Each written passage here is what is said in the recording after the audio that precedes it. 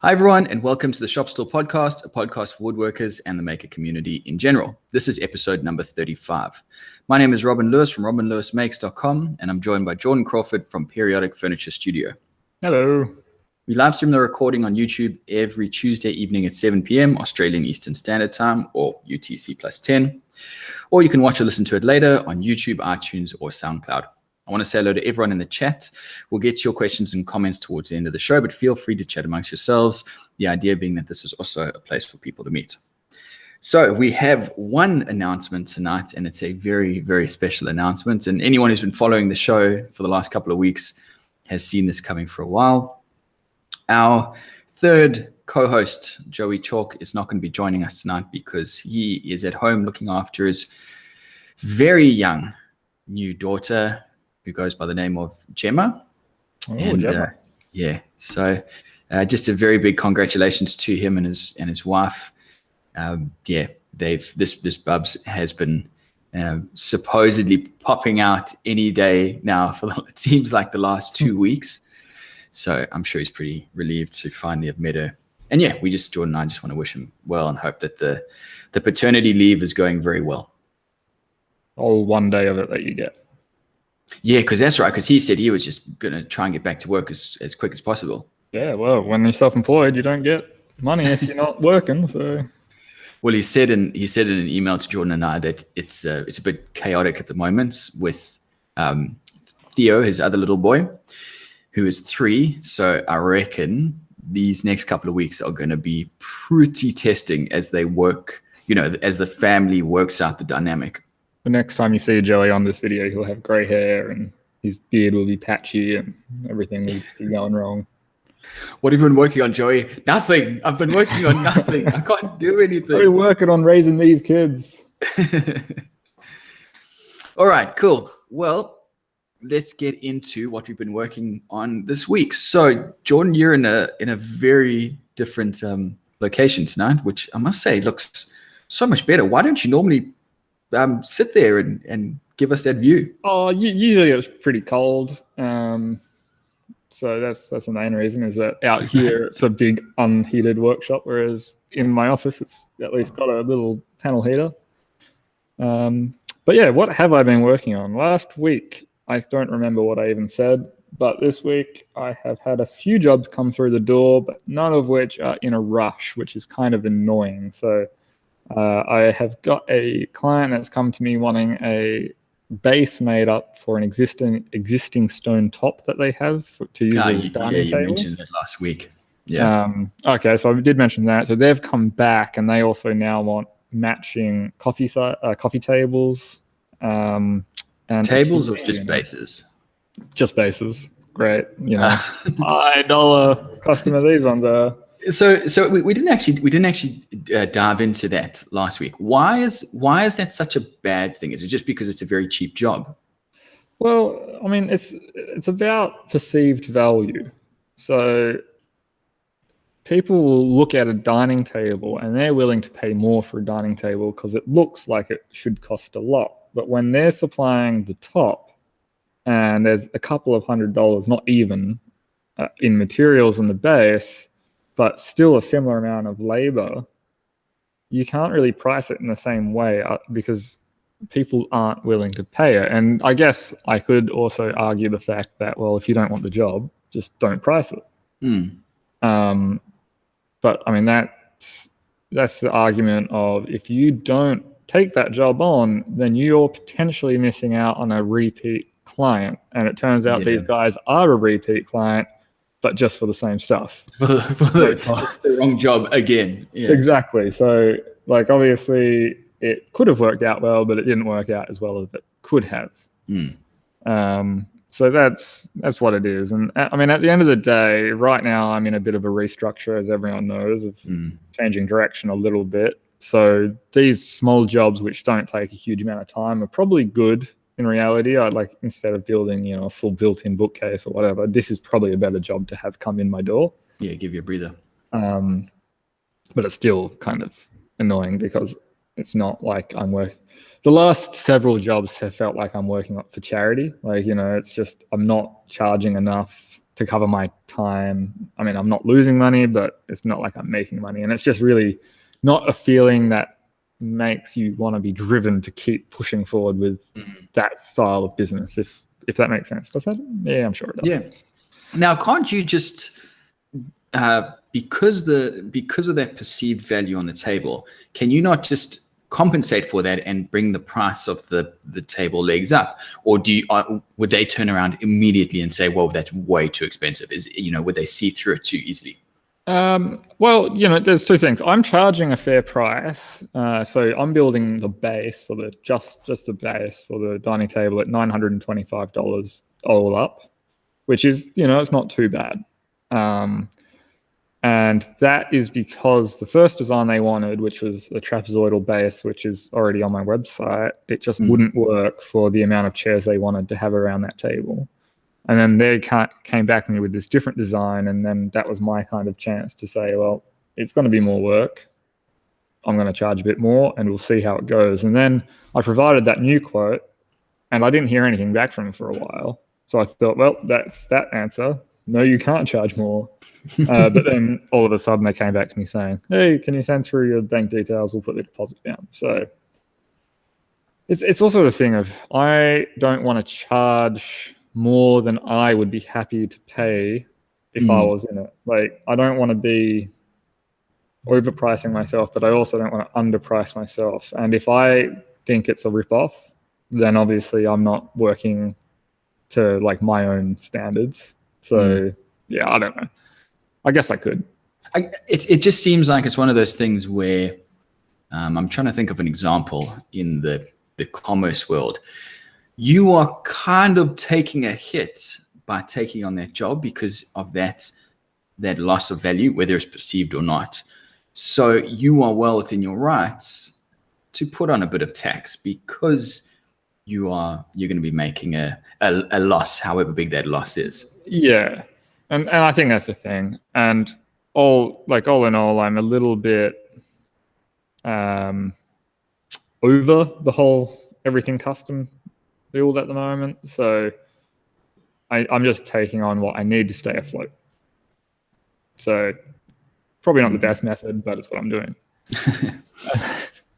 As if you're watching the live stream, you can see behind me that there's been a few changes in the workshop as well, and I've been doing a fair bit of hours after hours, just getting this place kind of ready to open the doors eventually for students to come in. So I'm making the whole space feel a little bit more presentable, and also what's the word, Robin? Showcasey, maybe is the word. Presentable? Presentable, yeah, why not? So that has been a whole heap of work. Yeah, this is also a week where, well, 1 week from today, I will be at the Perth Wood Show. Oh, yeah. And that's going to be pretty full on. So basically starting Wednesday, I will be the truck driver, the demoer, the loader, the everything and anything you can for TimberCon over here in Perth. And we will be setting up at the convention centre. And then I think it starts on Friday, the actual event, and Friday, Saturday, Sunday. And all 3 of those days I'll be there demoing, sharpening, hand tools, some other stuff with a few of my mates, which is going to be fun. And then I get to pack it down, and then I'll be back in the shop on Tuesday. Oh, but that should be good, though. I mean, you're gonna hopefully meet a lot of interesting people and fly the Shop Stool podcast flag. Exactly. I've still got the cards and the what's it called? So yeah, good stuff. Have all of that there and be like, well, if you're interested, come on down. I know this isn't my business here, but don't tell anyone. Take the card. So are you working for TimberCon essentially? Basically, yeah. So I'm, like a contractor, basically. Yeah. I've been looking at their some of their products, their tools recently. It's TimberCon, Carbotech, and Hafco. TimberCon seems to be regularly cheaper than the other two in most of the tools. Yeah. Is that fair to say? I think that's fair to say, but they're basically, I mean, I don't want to I don't know if this is true, but I'm pretty sure they're all the exact same thing, just painted a different color. Oh yeah, you can see it. It absolutely is. So I've been looking at the belt sanders a couple of weeks ago. We were talking about the belt sander, you know, on the sort of the wide bed. It's one of those combination. It's got the belt and then the small disc. Yeah. So it's the exact same one, maybe minus a slightly different dust port size, that sort of thing. And other than that, it's exactly the same. The other one was the overhead, those dust filtration boxes that you hook up to the ceiling. Oh yeah. Again, basically the same thing. But yeah, TimberCon is always cheaper. And they're doing some really cool things. Like they've got a new range of CNC routers, which is pretty cool. And then, I mean, I know Carb Tech have as well, but they're basically doing the same thing there. But they're also getting all these cool products that everyone sees in America, but now they're getting them in Australia. So they've got the gripper stuff, and now they've got this automated dust collection. So you just plug it in line on one of your tools, and then it will automatically turn your dust collector on with the switch, and it will open blast gates and all that sort of stuff. And it's like all stuff that we've looked at all these American guys using and drooled over, but not being able to get here. And finally, it's coming. So yeah, I'm really happy to kind of get behind them as long as they keep doing what they're doing, which is improving and getting more range. I think they're onto a winner. Well, hopefully this weekend will be interesting, and I'm hoping that on Tuesday you're going to come back and say I met all these interesting people who want to start not doing business, but making connections. So yeah, hopefully that's something comes of that. Yeah. While we were talking about the boards in the background, I can see some skeletons of the boards. Is that what you were talking about? That's the part of the kits. Yeah. So the skeletons that you can see there, that's the frame kits. So that's the shipping item, and then below them are the boards, and that's what you would come here to build, or you get the wood yourself and build it in your own workshop. Now the thickness of the wood that goes over that frame, that must be what, under 10 mil? 6 mil preferably. Yeah, okay, so it's quite thin. Yeah, so I mean you can go thinner, but then you have to go up in your weight on your fiberglass. Yes, you've still got a fiberglass over the top of that to give it the strength. Okay. Yeah, I mean it's not actually the strength; it's more waterproofing. Because glues and stuff, if you don't get perfect seams, then it's hollow. So not for long. Yeah, exactly. Fiberglasses. So then it's really big flasks. Yeah. Okay, so that frame takes a lot of the weight. Yeah, totally. Essentially a big giant torsion box. Cool. All right. So you've been redoing the shop. How are the lights going? Lights are going well. You can see I'm well lit. I need some more, but can't be rushing the guys that are giving me the lights. So I'll just have to wait until they've got them down. Yeah. Cool. Yeah. Anything else? I did start working on a big 1.2 meter wide single piece Jarrah table, just to get done. And that has been really annoying because it's heavy and dusty and my sinuses are killing me. So yep, that's it. What about you? So this week I've been working on this wood sheath for my new kitchen knife that I talked about last week. To go into. So I think I mentioned last week the problem with having a really big knife is where do you put a big knife?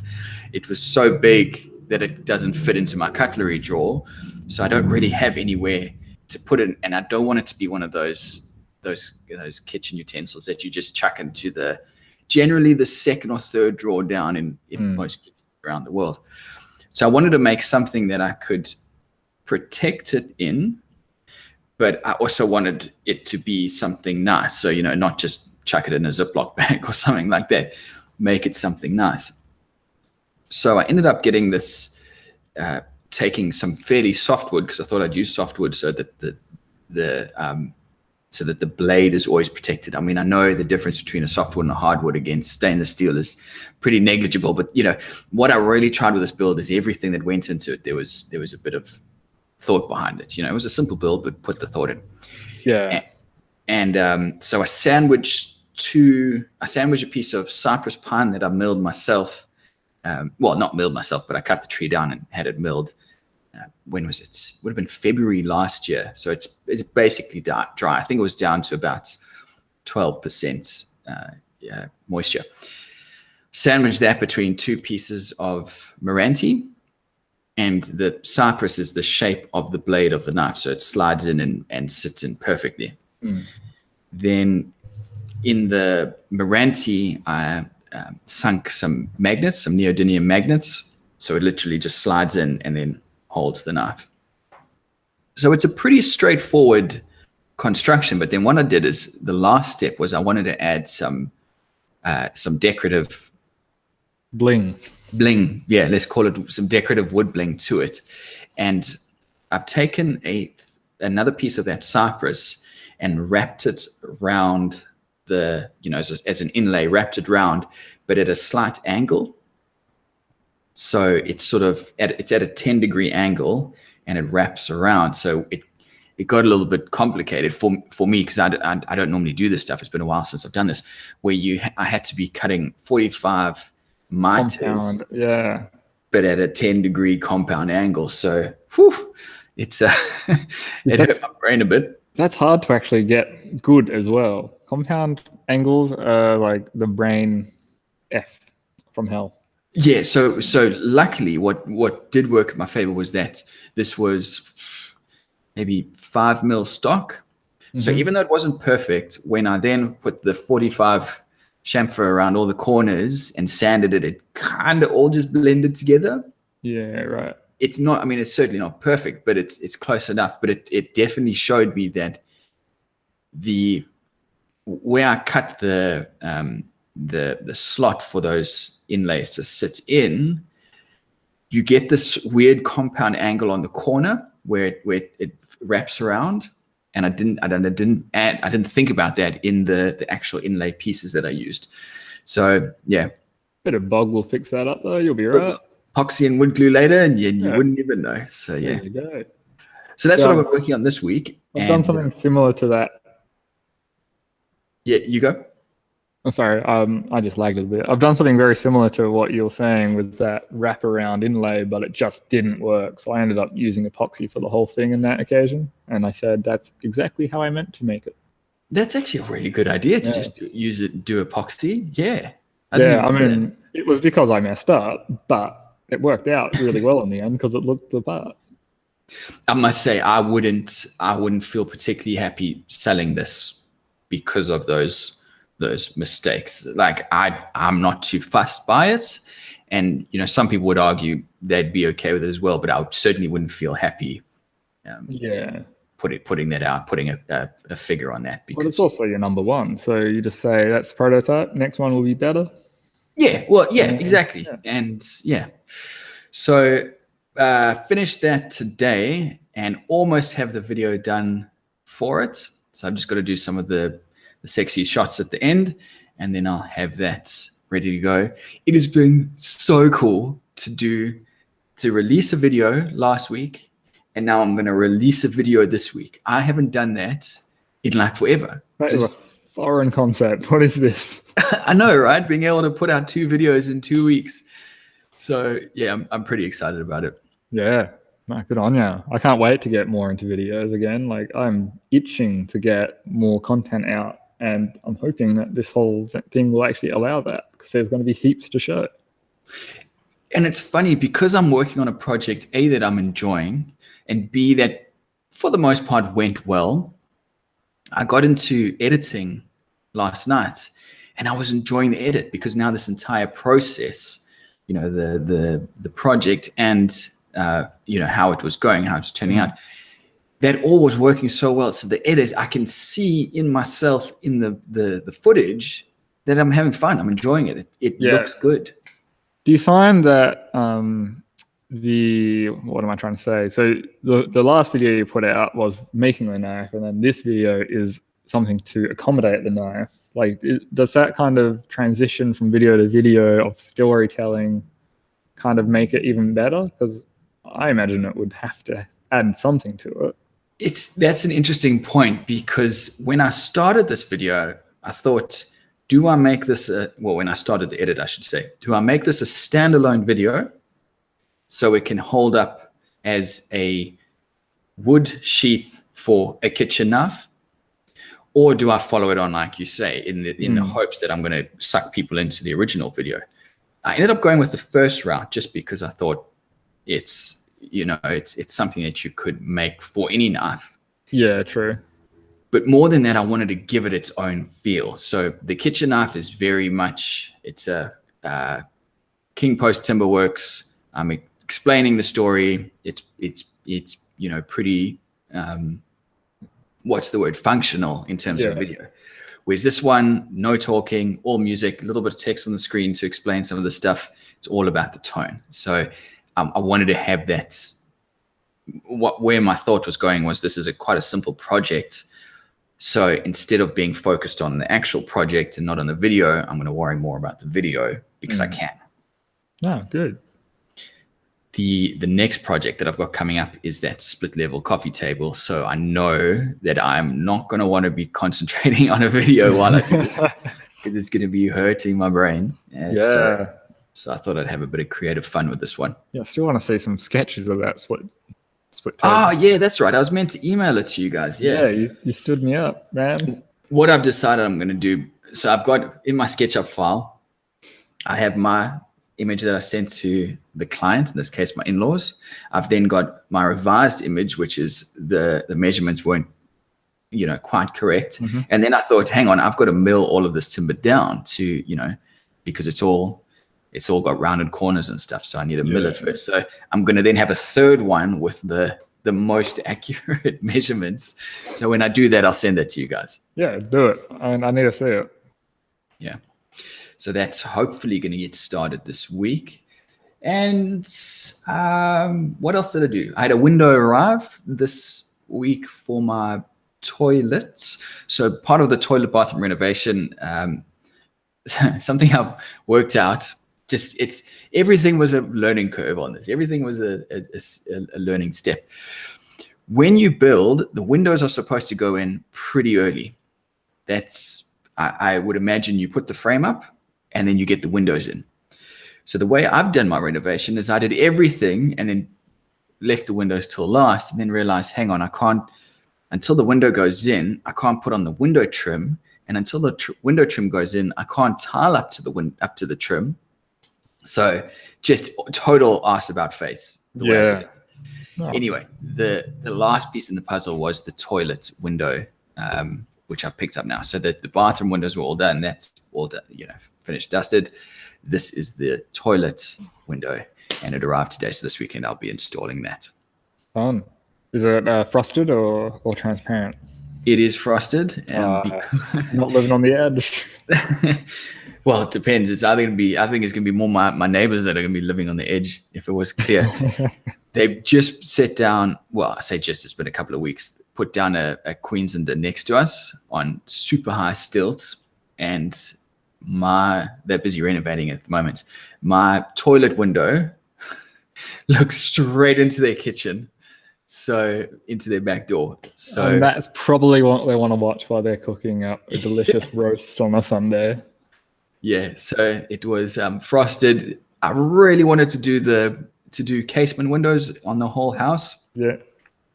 But I quickly learned that sliding windows are far cheaper and far more economical. So I just went with the sliding window. Hopefully the rest of the house will all have casement windows.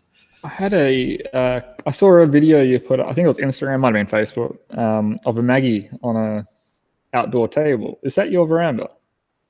Yeah, no. So this, no. Oh, jeez, I wish. Yes, that was beautiful. Whoa. That was overlooking a golf course an hour south of Adelaide. It was a country club. So on last week, Thursday and Friday, I was down in Adelaide for my day job, presenting to some clients down there. Man, it was good to be back in Adelaide. And yes, I woke up that morning at this accommodation, and there was this bird out there. Yeah, it was beautiful. It was so cool. I love that sound of the magpie. We don't get them in South Africa, so it was incredibly novel. And to have one sitting on basically on my doorstep with me standing right in front of it. I mean, clearly it was waiting for food or something from me. Yeah, it's been conditioned for it. but I'm going to just romanticize the moment. And yeah, he was singing to me that morning. Oh, it was beautiful. I remember a few years ago, I was working with a English touring company on one of the theatre shows I was doing. And there was the classic crows that we get in WA on the roof there. And they were just, clawing around. And all these British guys were going, "Mate, I think there's a sheep on your roof." No, it's a crow. It's just a bird. No, it's a sheep. Listen to it. Come. I'm pretty sure it's just a crow. Had to go up into this room and listen and confirm that it was just a crow and not a sheep on a, 20-meter high building's roof. It was quite funny. I didn't realize that there were crows in WA. I thought that was an East Coast thing in Australia. No, we got lots of crows. I love crows. I remember when I saw my first crow, it was amazing. It was because it was just, a crow is such an iconic, you read about them, but when you don't grow up with them, in South Africa, we don't have crows. You have all this mystery about them, and to see the first one, and then, Adelaide crows, of course. Yeah, was super cool. Yeah. No, I like crows. Crows are cute. Really smart. So someone's just said in the chat, "You fellas must be cold in your shops tonight." Man, I wish I was cold. It was so good in Adelaide to actually feel the cold again. But now I'm sure you can see the shimmer on my bald head. That's all sweat. Well, I've got enough cold for both of us. So I'll send some your way. So I wanted to talk about tonight. We've got tax time coming up. And I know anyone who's in the chat is listening, or anyone in the chat who's listening, who runs their own business, this might be a bit of an issue for you. Here in Australia, we have something called the tax write-off. Is that what it's called, John? You bought a car last year with it? Yeah, be careful though, because it's not approved in the next budget. So we last financial year, so the one that's just been, has still got the $20,000 tax break, but this financial year it's not actually been approved yet. Right. Now, I thought that it was approved. I saw all the articles, and I'm pretty sure it's on the website. So if I was to buy myself a $20,000 asset now, and then so for 2017 to 2018, if I was to have bought it, would I be able to claim it now? You can, but to do that, you need to be operating with a, what's it called? Project pool or something, or asset project pool. It's a specific way that you run your business and taxes. So basically any assets that you have under $20,000, you can claim instantly. Anything over that, you claim depreciation like you traditionally would. But you can't just chop and change. So if you've started with this pool of assets, I think it's called small business asset pool from memory. But isn't it just, it's got to be one asset? It's not. Oh, you can have as many as you want. But I mean, you can't claim multiple things under the 20,000. The 20,000 has to be one single item, isn't it? So any given item can be up to $20,000. Yeah, but you can have multiples throughout that year. But the thing is you need to still be be earning enough to make it a full write-off, if that makes sense. Yeah. Okay. Someone's just said that. Yeah, the business can't be running at a loss. Yeah. Yeah.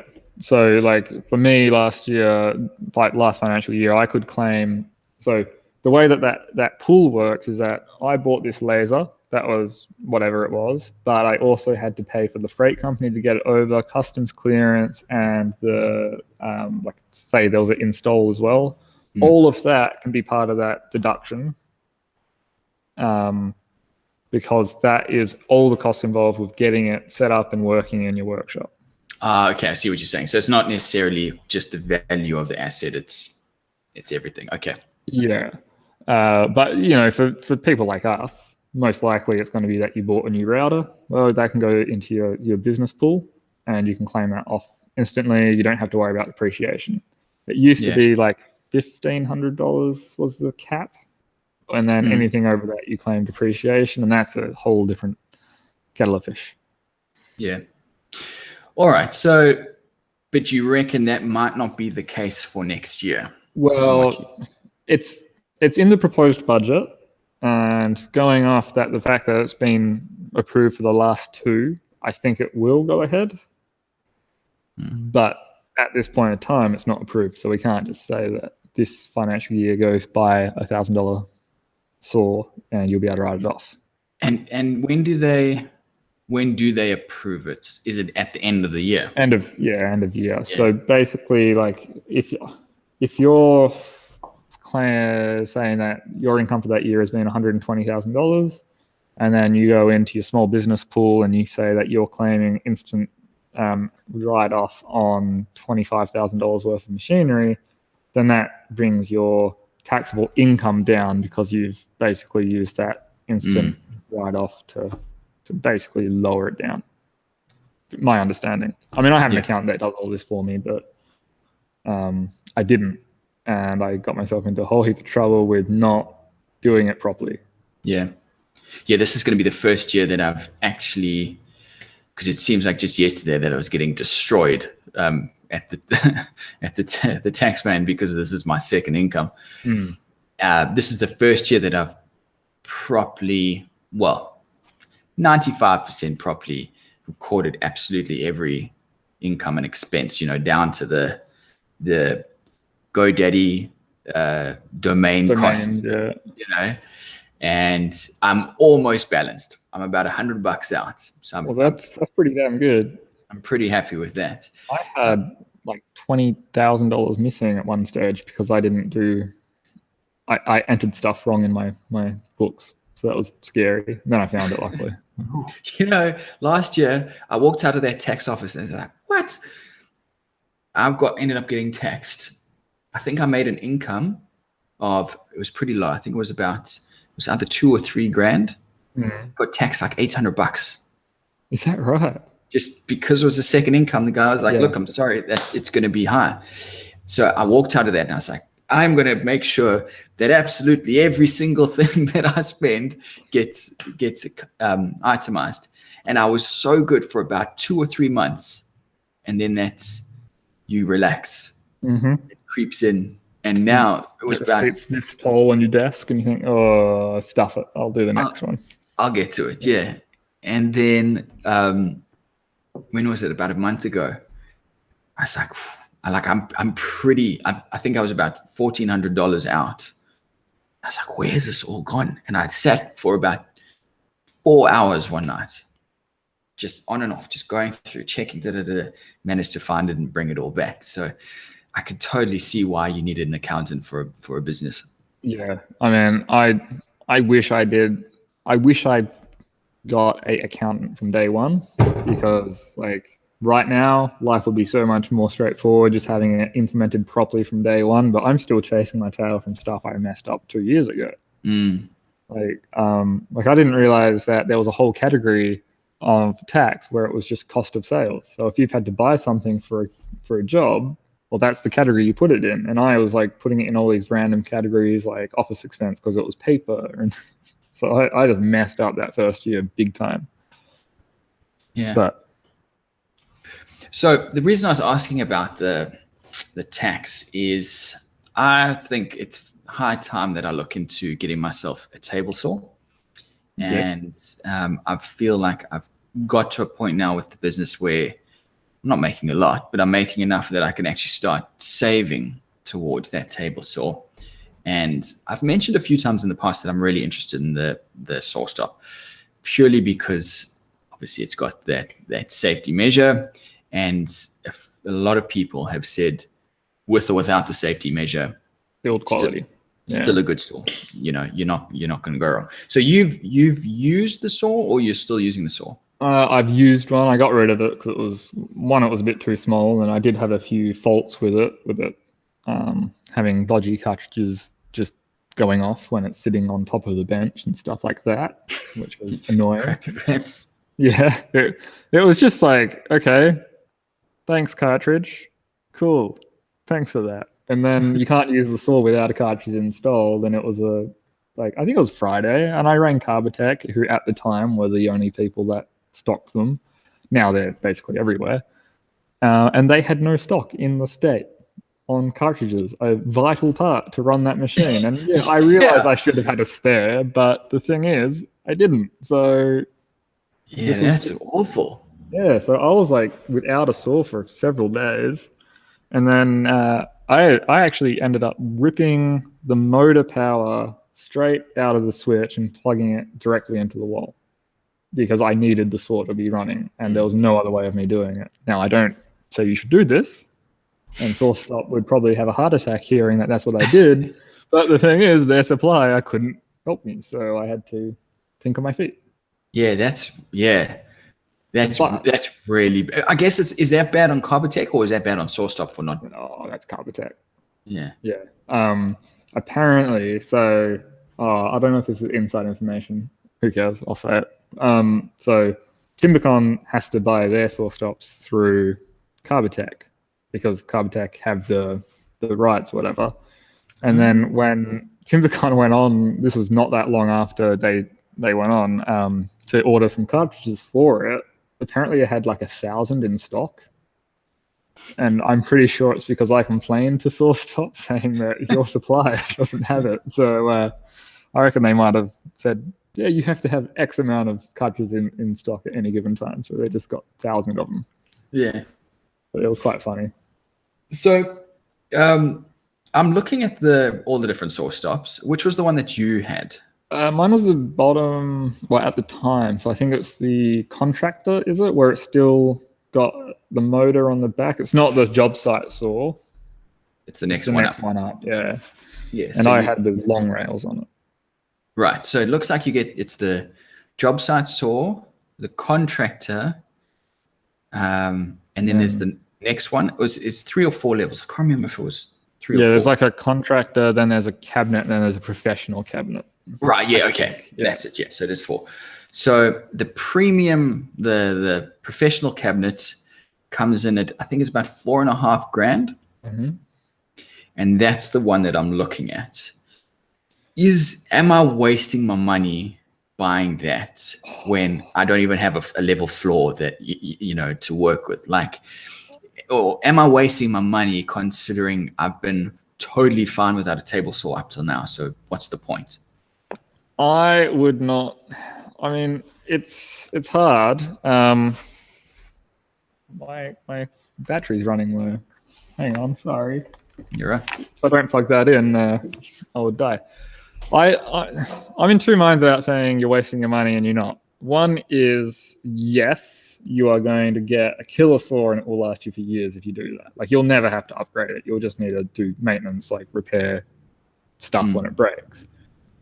But is it overkill for what you want? Like, what is it that you want to get out of that saw? Because $4,500, you could get the smaller saw, like the contractor saw, if it will do the job, and then have cash set aside to also get a bigger joint or a better thickness or like an additional tool that will also help you with your woodworking. That's a good way to look at it. It's not just, you won't just have money left over. You'll have money left over to help you improve your job in other ways. Other ways. Yeah. Okay. So like, I had the contractor saw because I moved out of my big workshop with the old Wadkin panel saw, and then I moved into a garage between spaces, and this was the best small saw that I could get for the space I was working in. And as far as it doing the job, it actually handled everything I threw at it.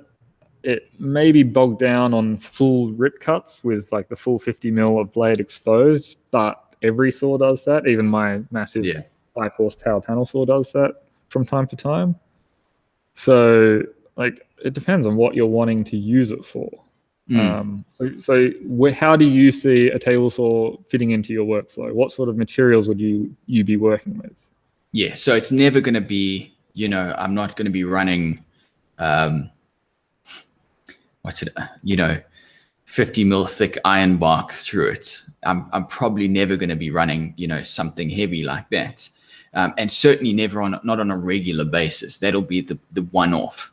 Yeah. And I've heard from a lot of people that, you're over in the States, their 110 volt version will still get through that. You've just got to take it a bit easier. One of the main reasons why I was looking at this, and maybe this answers the question, is I want this to be the first and last table saw I buy. So right now, I probably don't need it for the type of work that I'm going to be doing. But I want it to be the last table saw that I buy.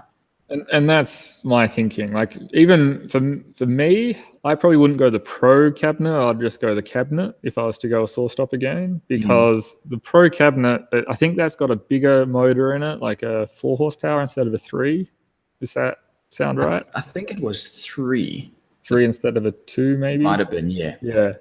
But like, I had the contractor, and that thing really did work on everything. And that was like 1.5 horse. So that's the main thing that you're getting. Yeah, you get the built-in casters, I guess, with the Pro cabinet. So moving it around is maybe a little bit better because it's built in, not add-on. But the fence is basically the same. I think the dust collection is the same. Like, you still get the overarm hood with it. The table's the same? A big thing. Is the table the same? Yep, looks like we've lost Jordan. So I'm just looking in the chat. We've got, well, I'm not even going to try and say that name. Get a track saw to start with. I have looked at track saws in the past. We've talked about track saws in the past, myself and Jordan, and they seem like a super cool idea. But I just get the impression that the track saw, while it is cool and it does work well, there's something about using the table and pushing the piece over the table that is always going to end up, well, no, not always, 95% of the time, going to make life easier. You know, in the same way that you get a router table, in the same way that you get a instead of using a power planer, you get a jointer. Yeah. That's my only concern with going the track saw route. I think that a track saw is a really good supplementary tool for breaking sheets down and then taking it to the panel saw or table saw, sorry. Not necessarily a replacement for the table saw. So, like, if you're looking for a table saw, a track saw isn't going to get you done. It's a sheet processing thing. Whereas a table saw, it does joinery for you. You chuck a dado stack on that. You got a miter bar. You can do bevels, compound angles. Like, there's so much more you can do with a table saw that a track saw cannot do, or at least not do as accurately. And it's those repeatable cuts. You know, I've got one of these. It's just an MDF like track saw equivalent that you clamp on and run through, and it works well. It does the job. But I still use it and think, oh man, if only I had a table saw so I could do repeated cuts. So I had a nice flat bed to work on, so I don't need to raise things up off my workbench to cut over, all those little things. And you could completely argue that this is total first world problems, but this goes back to, I want one table saw and I want it to be a good table saw. So just before we were talking about the table on the premium saw versus the contractor saw, it's the same quality, the same material?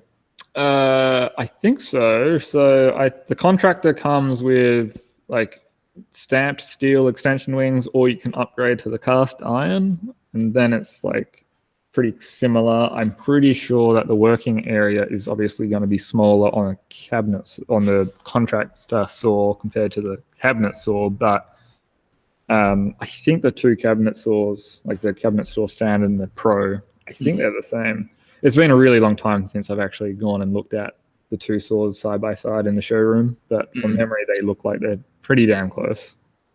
The other thing was the fences. You've got the premium rail and the T-glide, and I haven't been able to find out what the difference is between the two. Okay. That's the first. I know. It seems like there's some. Is it on the cabinet saw or on the contractor? I think the contractor's got both, but I know the cabinets have both. You get the bottom one, which has it's called the premium rail, and then you get the 36 and 52, which have the T-glide. So you would assume that the T-glide is the better one, Yeah, I think I had the T-Glide, which is the Bessemeyer style fence, where it's just the rail at the back and you clamp down and it's there. It's rigid. Maybe the Premium has a clamp at the back as well to really lock it in. In my experience, I've had that style and the Bessemeyer or Biesemeyer style. And the ones that clamp at the back are prone at clamping not square. Like, because when you have the T style and you lock that handle down, it squares itself up. But if you're clamping at the back and the front and it's on a skewed angle, then it's just going to clamp itself on that skewed angle. So. Okay. Yeah. So the T-Glide, as I say, that seems like the better one, the more expensive one. And now I get why it's called the T-Glide, because it's got a gigantic T perpendicular to the rail. Yeah, I know that. What's his name? Paul, the Wood Knight. Paul Jenkins. Yeah.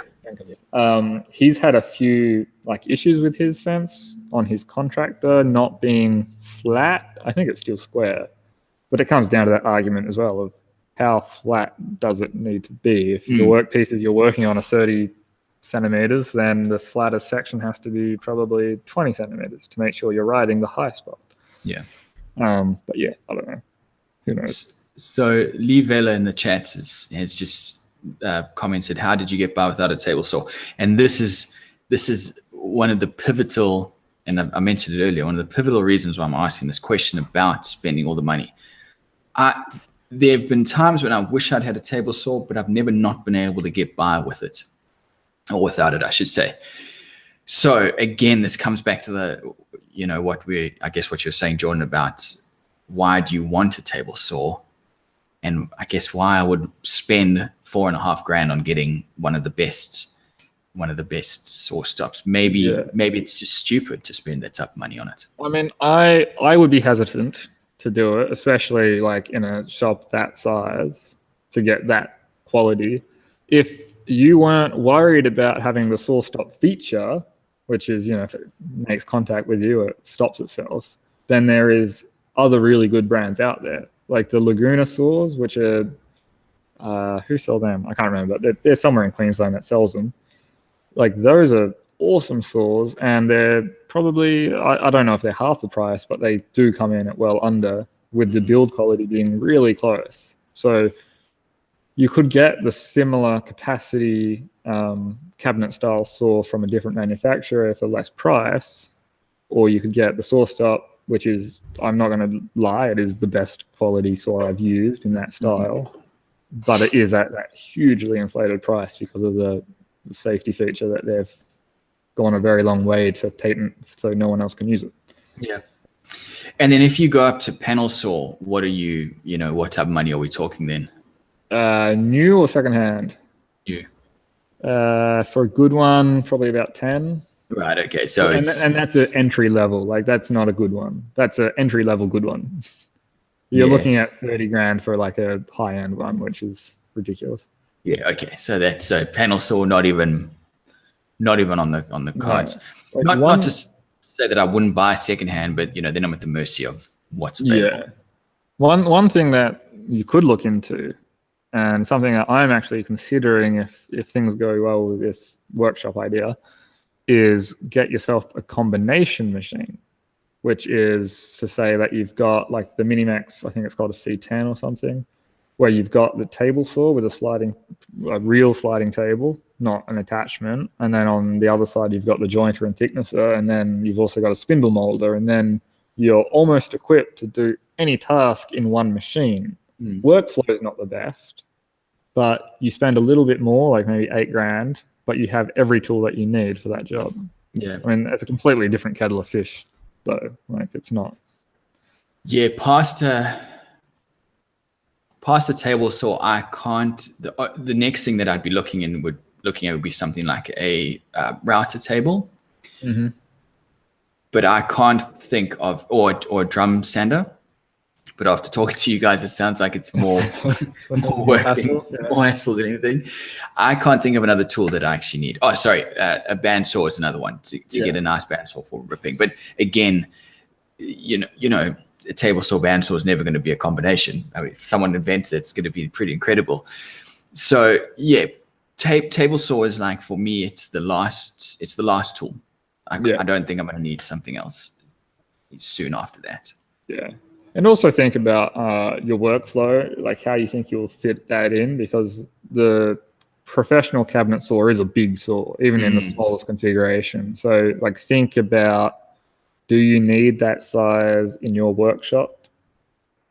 I think by the looks of it, everything I've seen in your workshop, you've probably got the space for it. And especially if you combine an outfeed table as a workbench, like you wouldn't be having an issue there. Yeah, so but it is one thing to consider.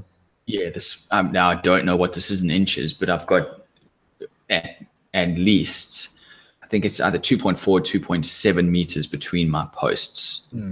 So what would a 36 or 30-inch saw fit in that? Yeah, I think so. It wouldn't be that big. God, it'd be pretty big if it didn't fit between that. A full sheet. Yeah, no, it would fit between that.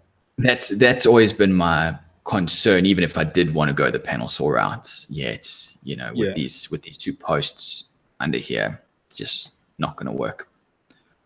So interesting. All right, well, I feel like in the next 6 months I've been passively saving, and now I'm going to start actively saving. I feel like I'm going to get pretty close. Very interesting with what everyone's saying in the comments. People going from don't waste your money to absolutely waste your money, which I guess you just got to decide what's right for you. So I'll see what it comes down to. But I think I definitely want to go that saw stop route, just having that safety on there. I know a lot of people say you shouldn't be operating a saw with the safety in mind, but I just think, why not? Yeah, and the thing is, crap happens. And you can say as much as you are, like, well, I'm not going to be that guy. Well, guess what? Chances are that you will end up being that guy one day. So you weren't that guy. Well, it's a different machine, so I can't really claim it. But yeah. Yeah, just think if your jointer had a brake. I don't want to see a brake that could stop a jointer that size with a motor that big. That would be scary. It would be like a couple of anvils just dropping down. I was going to say, blows your legs out in the process. Yeah. On a slightly different note, you have a full bore drill press. Yes. Right there. Yeah, I saw it in the background there. So I've been meaning to talk to you about this for a while. I see we're a bit short of time, so we won't sit in this for too long. I bought my drill press, which also happens to be a full bore pedestal drill press. You plug it in too. When was that? That was about a year ago. And I did a video of the unboxing, putting it together. Never used a drill press before. And I always promised I was going to do like a follow-up on my thoughts. Just haven't got around to it. And I keep getting the occasional post comments. So what do you think of the saw? Has it done well? And in my mind, not being a full-time woodworker, it's pretty good. Does the job. Are you happy with your drill press? I wouldn't say I'm unhappy with it. And I've said it to like everyone that's asked me, I said, if you don't think you'll use it a lot, it's fine. But if it's something you see yourself doing, like mortises with Forstner and stuff like that, get a bigger one. So my issue with it is that the table is not square. So obviously you can tram it in one way, right? Like left and right of the blade or the bit. For up and down, it's not square. And the only way that I could fix that until I had the metal lathe, and I fixed it now, but was to put a shim behind a yoke and then tighten it down onto the shim. But when there's a shim in there, then the point of contact is literally 2 or 3 points of contact. And no matter how tight I tighten that down, if I put anything bigger than like, I don't know, a small board on it, the whole thing would rotate. It's cocks, yeah. So like I've fixed it by putting the cast iron table into my lathe, and I put it in at a skewed angle and I skimmed it off. So I faced that plate to have an angle in it, which is like annoying because now I can't rotate the table if I want it to stay square, but at least it's square. Now I haven't noticed mine. Was it substantially out? Yeah, so like on a 150 mil square, which is like a 4-inch square, I think, or 5-inch square, from the top to the bottom, it was probably 1.5 mil, which is 1/8 of an inch roughly. So it was a Jeez. substantial amount. So I have noticed that, but to be fair, I haven't checked it for a while, so I should probably have a look at that. I've never noticed it, but yeah, that's interesting, because I wonder if it's all of them across the board or if you just got the lemon. Exactly. And like, that's the only thing which I don't like about it.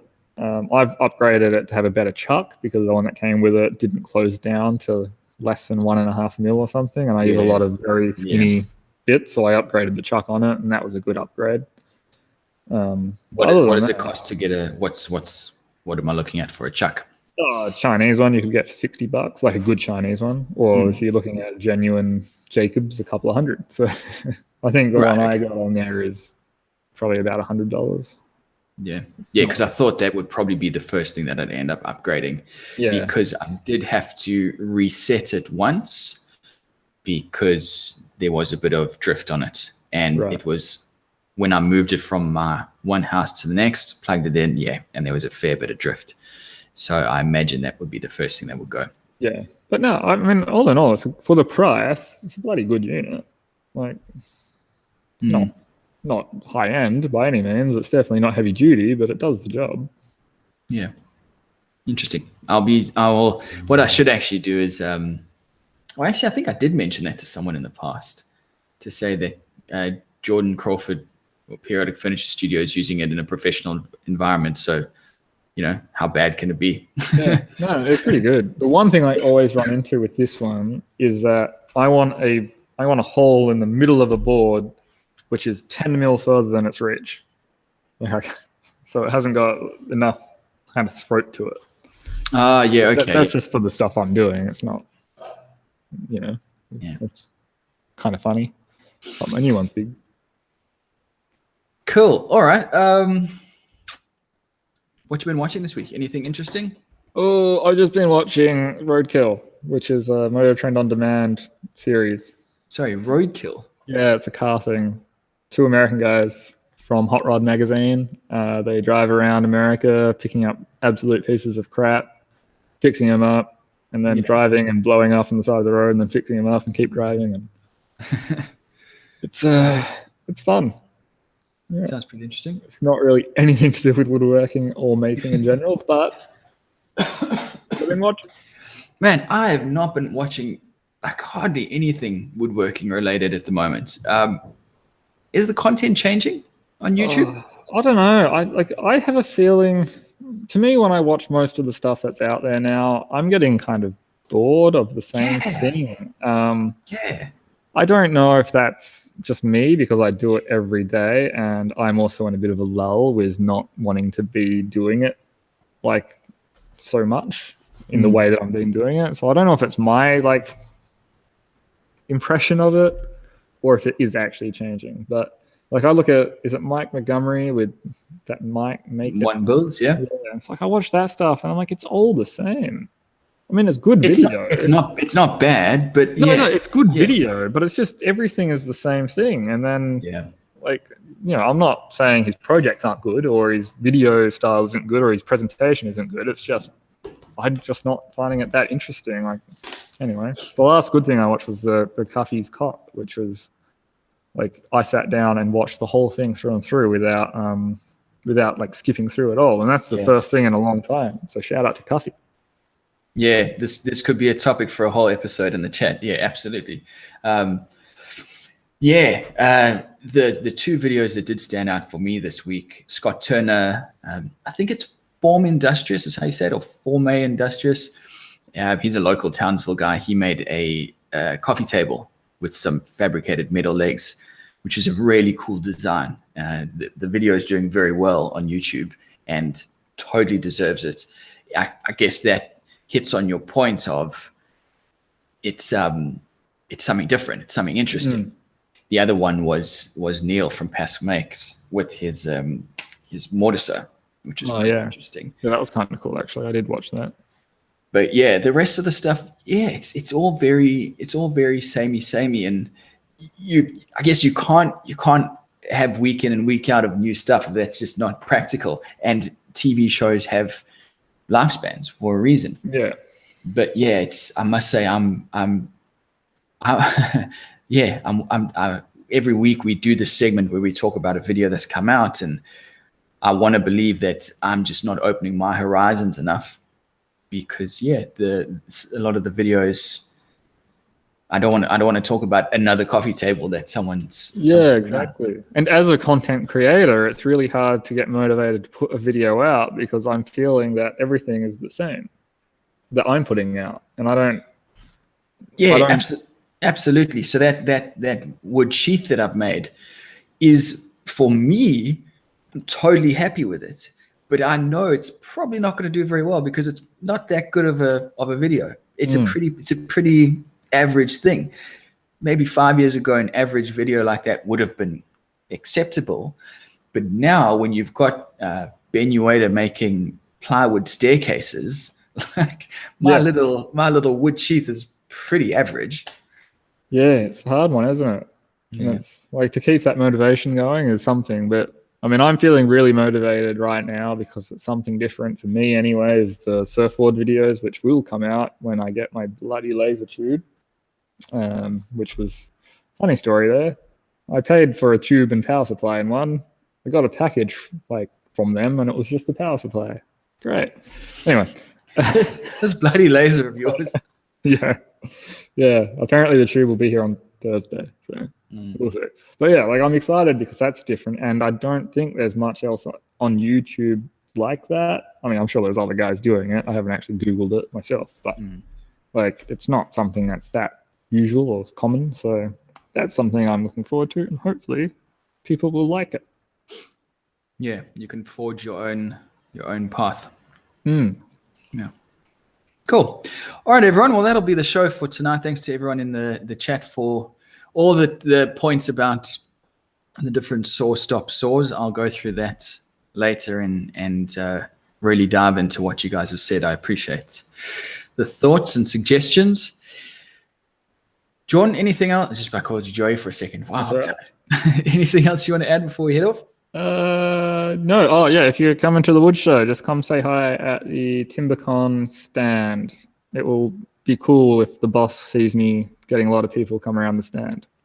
So that's in Perth on Friday till Sunday. Whereabouts? Yeah, I think it's next week actually. Where is it? Claremont Showgrounds. 4th, 5th, and 6th, I think, of August. Jeez, it feels like there's a lot of wood shows on at the minute, hey? Yeah, Sydney at the moment. Then there's Sydney. Yeah, it's all going on. Yeah, it's gonna be fun.